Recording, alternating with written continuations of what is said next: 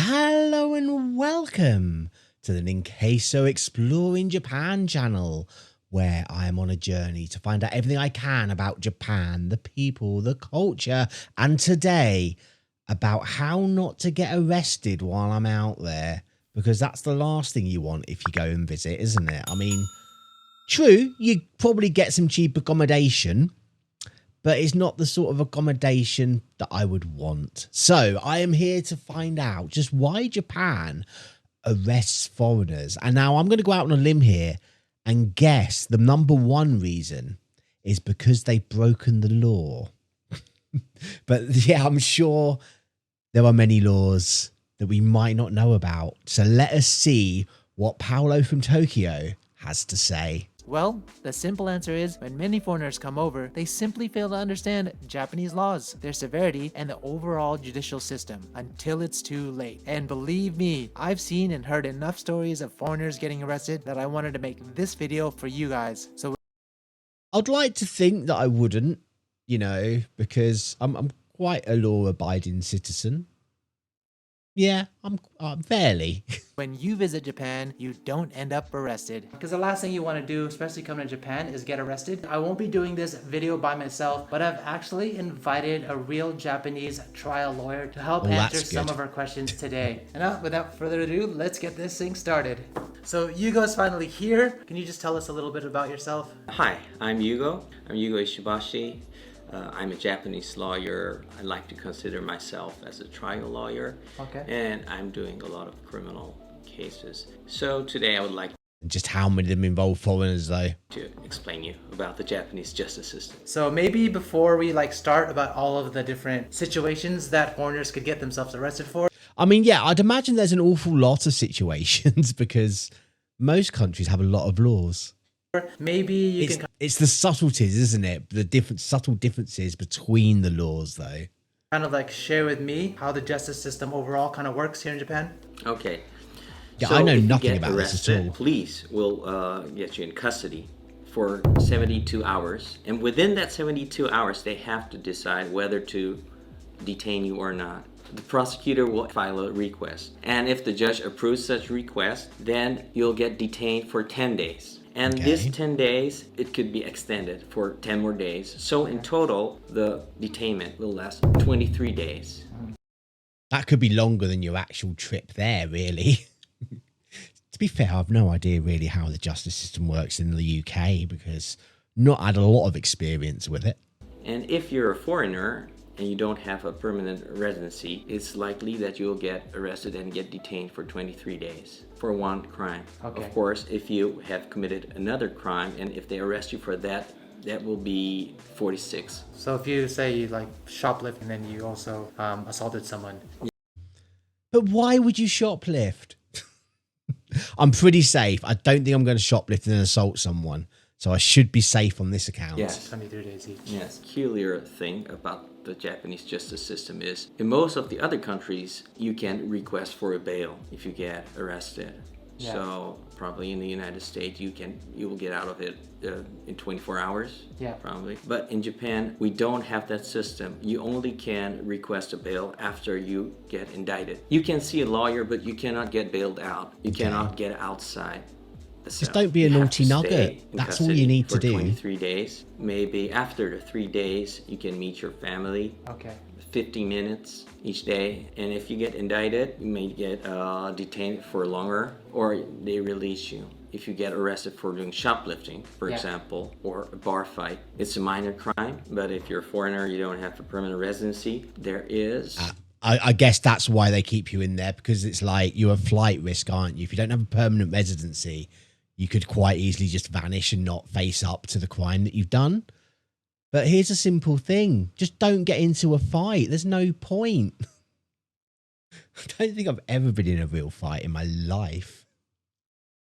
risk that you will get detained for 23 days. So just let me clarify this. Okay, we feel like you've committed a crime, then If you feel they'll like take you committed a to crime, oh the God. police station. Yes. They'll hold you for 3 days. They don't have to charge you with a crime. No. Basically, they'll just interrogate you for 3 Yes. days. And within that 3 days, if they don't charge you with a crime, then they have to let you go, right? Or they ask you for detainment up to 20 days. Oh, so 10 that's- days plus 10 days. What happens if you don't speak the language? Well, there's an interpreter, Okay, yeah. but 23 I would have thought days, I think it's outrageous. Some people lose their jobs, lose their families. It is a What long happens time, during isn't that it? 23 days, Yeah. the police will do some investigation and you will get interrogated. No emails, no telephone. And although you have the right to remain silent, in Japan, the authorities construe that you have to Yeah. be there when the officer questions you. So that's the difference, because my understanding is other countries, if you have the right to remain silent, you don't have to go through the interrogation.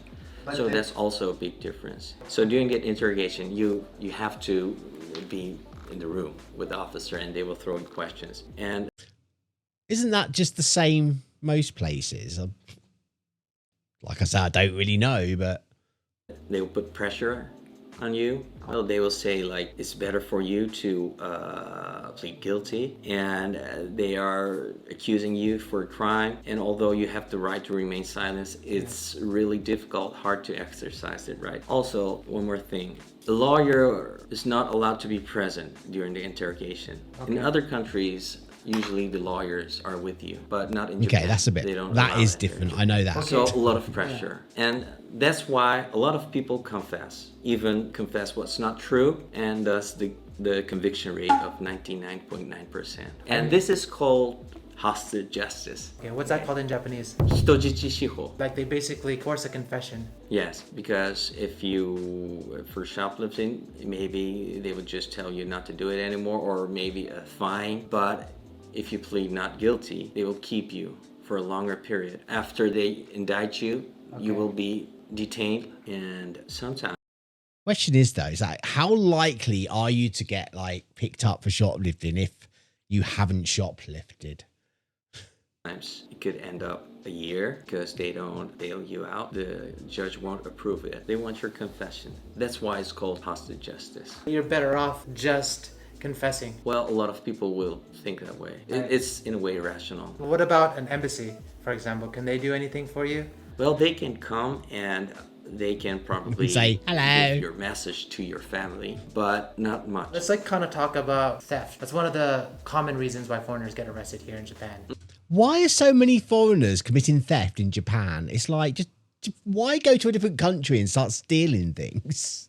It's like, what is going through someone's mind? Yes. So someone goes into a shop, they go and like take an item, the shopkeeper sees them, they get stopped. What's the... Do they get one of those little balls thrown at them that marks them with paint?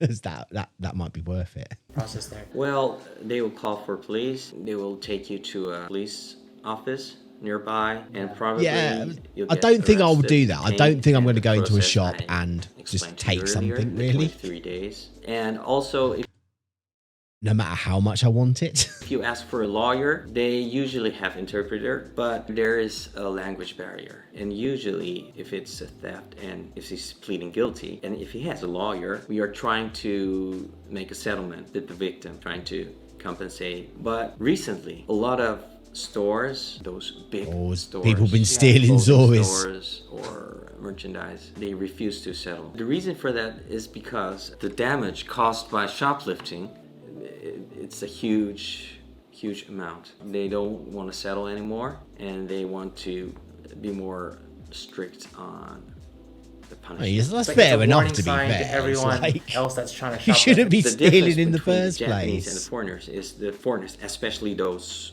sightseeing tourists, Yes. they don't have a permanent residency. There's a risk of flight if they don't live in Japan. So I said that, didn't gives I? reason, authority to arrest and to detain them. Wow. So it's a funny thing. If you get convicted, Yeah. for example, you're guilty, but it was a minor offense, so court tells you to pay a fine, but you already spent like a year in jail. Well, the crime you committed was a minor, small crime, but still, they will put you in jail half a year or two, or even longer. Until you confess. Yes. Many times people ask me, should I confess, even I haven't done it? But as a lawyer, it's really hard to say. There's one thing I wanted to talk about. There was two roommates, and one of the roommates actually got some drugs sent to their apartment because both of them are living in the same space. They both got detained or arrested.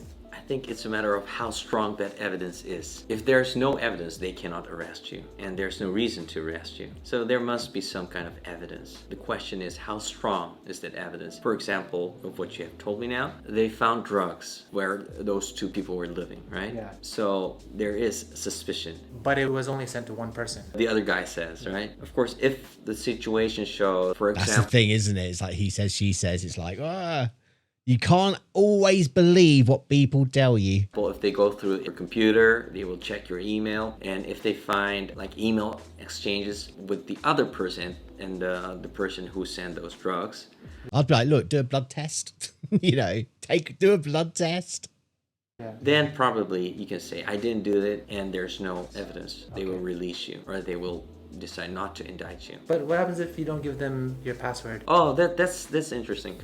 For example, iPhone. Yeah. If you don't give them your password, Yeah. pass number, they cannot open it. Not even the FBI can open it, I heard. So there Well, the UK government is trying to change that. are people who refuse to give their password. So you can do that on a computer as well. You don't have to give them your password. No. What about your thumbprint? You can refuse. What happens if they force your thumb onto the phone? They are not allowed to do that. But that Face ID, they just show it in front of you. It's like, oh no, it's unlocked. Thumbprint, Yeah. or refusing to give your ID or urine test, not allowing them to search your bags. You have the right Thing is, it's like, I would, because I've got nothing to hide. There's nothing incriminating on my phone. It's all good. to do that. And if you have a strong will, then probably you can go over that. But it's not easy for, how do I say, regular people. So let me get this straight. So if someone gets caught with drugs, within those 23 days, if they do confess to that crime, Escalated and then a bit once they're now from, like, indicted, the shoplifting, court isn't it? process, how long could take? Well, if you're pleading guilty, it will be 2 months to 3 months. Okay, so on top of the maybe 3 weeks you've spent, you can spend another 2 months in jail. Well, if you're in Tokyo, it will be Tokyo Detention Center. Well, you can request a bail. You can request bail at that time if you're going to get Yes, indicted. if you have somebody who could Pay for the bail. pay for the bill, and if you have a friend, somebody who, Okay, we'll vouch for you. yes. So you get 2 to 3 months for the trial, and once that's completed, they sentence you. You get sentenced for, let's say, half year, 6 months, or a year, with 3 years of probation. Yeah. But then there's the visa issue. That's a different matter. The immigration center cancel your visa, and then they will ask you to come to the immigration office, and there you get detained again. How long usually? Well, if you can afford your own ticket, then Yeah, it doesn't otherwise make you will sense have to like wait rate until crimes there's in a different special countries, especially if you're on a for, visa, because that's it. Booted. That's pretty serious, right? It's serious, yes. Actually, not the crime itself that is serious. I think it's the system. I've seen people, foreigner, they got arrested for shoplifting. Onigiri, a rice bowl. For one rice bowl, wow. he was detained for almost a year. And after that, he was deportation. So. Do you think marijuana, cocaine is drugs? Is that something that's common for foreigners to get arrested? Well, not only foreigners, also for Japanese people. But it is. It happens often. Theft and drug, Do we- even a bar fight. For example, if you were fighting against a Japanese and Yeah. the police comes, of course, they will listen to this Japanese guy because they can communicate with this Yeah. person. Okay. So you can't explain your story. They Hence why you should learn Japanese before you go. And don't get into a fight, can explain their story. The police will just I probably. think like once in my life, I've been like, it's like, I'd met up with a couple of guys that I knew in town, and I was walking through, and just something didn't feel right. These people sort of like started being a bit, and as we were walking off, someone sort of like came up and started talking to us, and it was like, this don't feel right. And then next thing we know, there was just like loads of them all around us. One of my friends was an idiot and just started like tried to go into it, and they just absolutely, let's say he had to visit the hospital. I had loads of people like around me, and it was like one of them just punched me in the face out of nowhere, and I just looked at him and went, does that make you feel better? And just ran off, because it's just like there was nothing I could do to de-escalate the situation apart from remove myself from the situation. And it's just like I just don't see the point in fighting. no one wins at the end of the day. So, you know, if someone did try to start a fight with me, I'd be like, oh, okay, bye. I don't care what anyone else thinks of me. Here at that one side. So what do? They can arrest you. The same with the drugs. So if Plus, the I don't Japanese drink, person so I wouldn't be in a says, "Oh, bar he in the hit me first place." He assaulted me. The police can just arrest you. Yes. And But then- there's also cameras around, so if you could prove that your story is true, Okay. So if you do get in a fight and you did hit someone first, you're gonna go down this path. there's a possibility. Just don't but of get in a course, it fight. doesn't mean necessarily that you get arrested. They may let you go.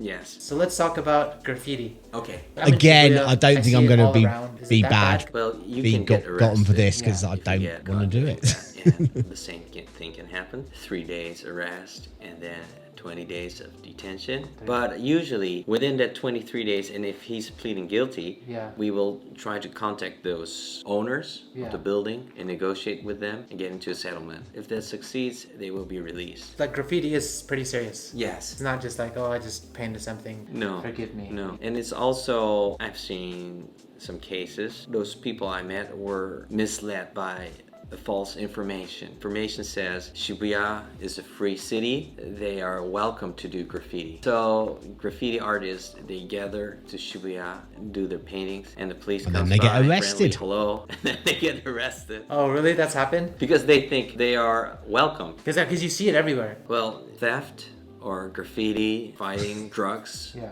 Well, maybe not drugs, but other things. There are also a crime in other countries, not only Japan. Yeah. But what makes it so serious is not the crime itself, it's the system. If someone does commit one of these crimes, Yeah, I do am seeing that. It's like, even for the most minor things, it can escalate and to quite a lot more than what like seems to happen in this country a lot of the time, where it'll be like a slap on the wrist, get about your business, don't do it again. in Japan, what should they do? What you should do, it really depends on the situation, so I can't really say like you should do this. But you ask Exactly. the police officer and they have to call for a lawyer. Okay. First time it's free. Is it okay to not say anything? I tell my clients to remain silent. There's no point in giving information to your opponent, right? So if you guys have any more questions on this, I'll leave some information in the description of the video. Thanks for your time. But consult a lawyer. There you go. That is why foreigners get arrested in Japan, because they keep shoplifting, doing graffiti, taking drugs, and getting into bar fights. I think I'm pretty safe on all of those. So hopefully I will not be getting arrested when I eventually visit Japan. I was kind of expecting a bit more sort of, oh, it's because of these funny laws that like don't exist anywhere else. But I guess it's that whole detainment structure that they got going on, where it can literally, because as someone visiting the country, you don't have somewhere that you live, they can just keep you for like a month without letting you go, which could be quite annoying. I mean, like I said, cheap accommodation, but yeah.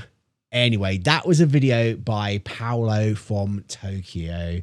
If you did like their video, I will leave a link down in the description and you can head down there and give it a like. But if you did like my video, then please do the same here and give my video a like, and let me know down in the comments if you're now worried about going to Japan in case you get arrested and have to spend a lot of time in custody. And if you would like to see more of my journey as I try to discover everything I can about Japan, then make sure you hit that subscribe button. But until next time, just be nice to people. Bye.